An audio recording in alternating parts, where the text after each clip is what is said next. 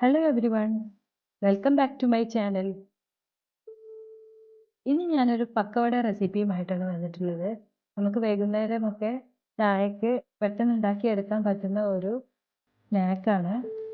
അപ്പോൾ ഇത് നമുക്ക് ചായക്കടയിൽ നിന്നൊക്കെ വാങ്ങി കഴിക്കുന്ന അതേ രുചിയിൽ വീട്ടിലും ഉണ്ടാക്കിയെടുക്കാം. അപ്പോൾ ഇതിന് വേണ്ട ഇൻഗ്രീഡിയൻസ് എന്തൊക്കെയാണെന്ന് നമുക്കൊന്ന് വീഡിയോ കണ്ടു നോക്കാം. അപ്പോൾ ഇത് ഉണ്ടാക്കാനായിട്ട് ഞാൻ ഒരു മീഡിയം സൈസ് സവാള ഇങ്ങനെ കൊത്തി അരിഞ്ഞിട്ടുണ്ട്. പിന്നെ കുറച്ച് കറിവേപ്പില ചെറുതായി അരിഞ്ഞിട്ടുണ്ട്. ഒരു ടേബിൾ സ്പൂൺ ഇഞ്ചി എടുത്തിട്ടുണ്ട്. പിന്നെ ഒരു 2 പച്ചമുളക് ചെറുതായി അരിഞ്ഞത് എടുത്തിട്ടുണ്ട്. പിന്നെ നമുക്ക് വേണ്ടത് ഇതിലോട്ടുള്ള മാവിന് വേണ്ടിയിട്ടുള്ള പൊടികളാണ്. 1 ടീസ്പൂൺ അരിപ്പൊടി എടുത്തിട്ടുണ്ട്. 1/2 കപ്പ് മൈദ എടുത്തിട്ടുണ്ട്. പിന്നെ ഒരു 3/4 കപ്പ് കടലമാവ് എടുത്തിട്ടുണ്ട്. പിന്നെ നമുക്ക് വേണ്ടത് ഇതിലോട്ടുള്ള മസാലപ്പൊടികളാണ്. അത് നമുക്ക് ബാറ്റർ ഉണ്ടാക്കുന്ന ടൈമിൽ ഇട്ട് കൊടുക്കാം. ഇനി നമുക്ക് ഇതിൻ്റെ ബാറ്റർ ഉണ്ടാക്കിയെടുക്കാം. ബൗളിലോട്ട് സവാള ഇട്ട് കൊടുത്തിട്ടുണ്ട്, പച്ചമുളക് ഇട്ട് കൊടുത്തിട്ടുണ്ട്, ഇനി കറിവേപ്പില ഇട്ട് കൊടുക്കാം, ഇഞ്ചി ഇട്ട് കൊടുത്തിട്ടുണ്ട്. ഇതെല്ലാം കൂടെ ഒന്ന് മിക്സ് ചെയ്യാം. ഇനി എടുത്ത് വെച്ചിട്ടുള്ള പൊടികൾ ചേർത്ത് കൊടുക്കാം. അരിപ്പൊടിയാണ്, ഇത് ഇതിലോട്ട് ചേർത്ത് കൊടുക്കുകയാണ്. ഈ കടലമാവ് ചേർത്ത് കൊടുക്കാം, മൈദ.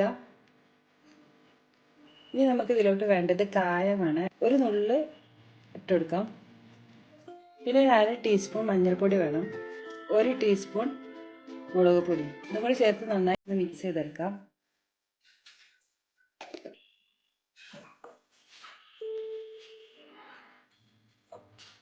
ആവശ്യത്തിനുള്ള ഉപ്പും കൂടി ചേർത്ത് കൊടുക്കാം.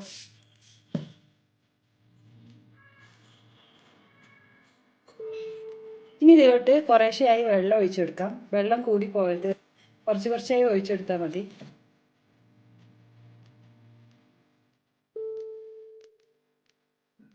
ഇപ്പം ഇതൊന്ന് മിക്സ് ചെയ്തിട്ടുണ്ട്.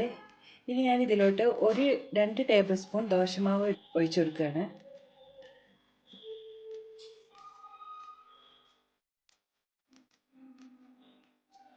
ഇതും കൂടെ ഇതിൻ്റെ കൂടെ ഒന്ന് മിക്സ് ചെയ്തെടുക്കാം. ഈ ദോശമാവിന് പകരം നമുക്ക് വേണമെങ്കിൽ തൈരും ഉപയോഗിക്കാം.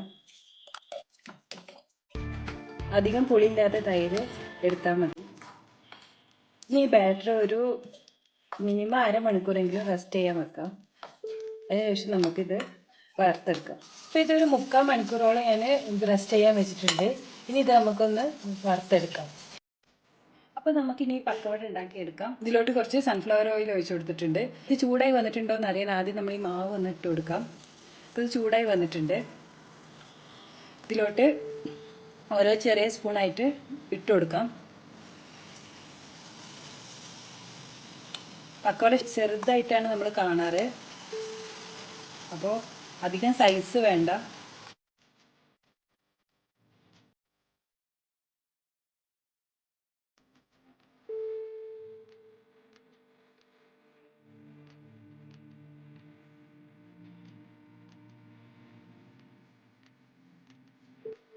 ഇപ്പോൾ ഇതായിട്ടുണ്ട്. ഞാനിത് എടുത്ത് മാറ്റിയാണ്.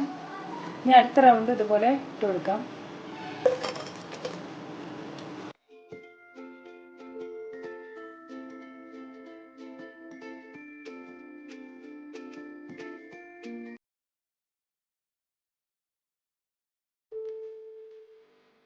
അപ്പോൾ എല്ലാ പക്കവടയും ഇതുപോലെ ഉണ്ടാക്കി എടുത്തിട്ടുണ്ട്.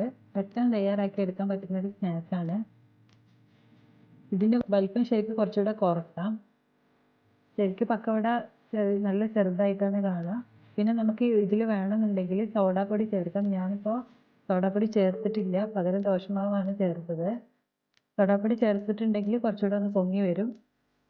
അപ്പോൾ ഈ വീഡിയോ ഇഷ്ടമായെങ്കിൽ ഷെയർ ചെയ്യാനും ലൈക്ക് ചെയ്യാനും അതുപോലെ തന്നെ സബ്സ്ക്രൈബ് ചെയ്യാനും മറക്കരുത്. അടുത്തൊരു വീഡിയോ നല്ല റെസിപ്പിയുമായിട്ട് വീണ്ടും കാണാം. Thank you.